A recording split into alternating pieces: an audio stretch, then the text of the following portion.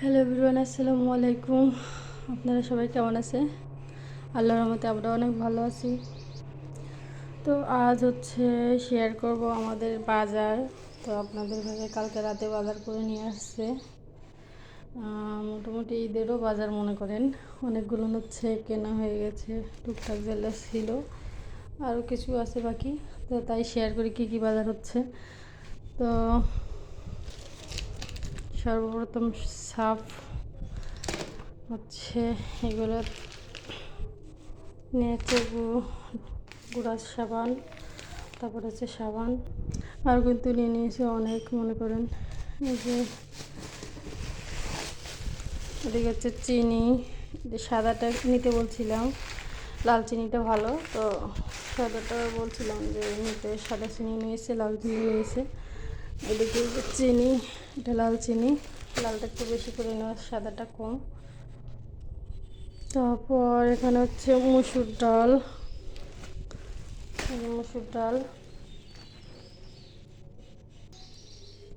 তারপর এখানে গুঁড়া মরিচ, এটা হলুদ টলুদ সব আছেই, শুধু গুঁড়ো মরিচটা লাগতো। তারপর এখানে টমেটো সস, এই যে।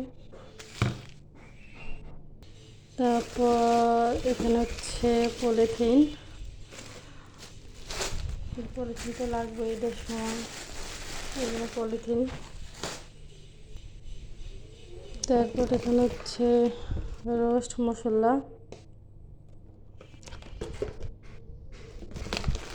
এদিকে পাঁপড়, চটপটি খাওয়া লাগে, এই জন্য পাঁপড় আর কি। চটপটি ডাল সব আনা শেষ, কাবলি ছোলা, তো ওগুলো তো আনা হয়েছে। পাঁপড়টা নেওয়া হয়নি সেদিন, এই জন্য পাঁপড়। তারপর এদিকে লবণ,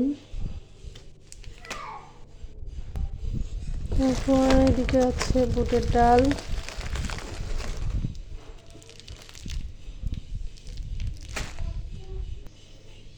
তারপর এখানে ডিপ্লোমা গুঁড়া দুধ,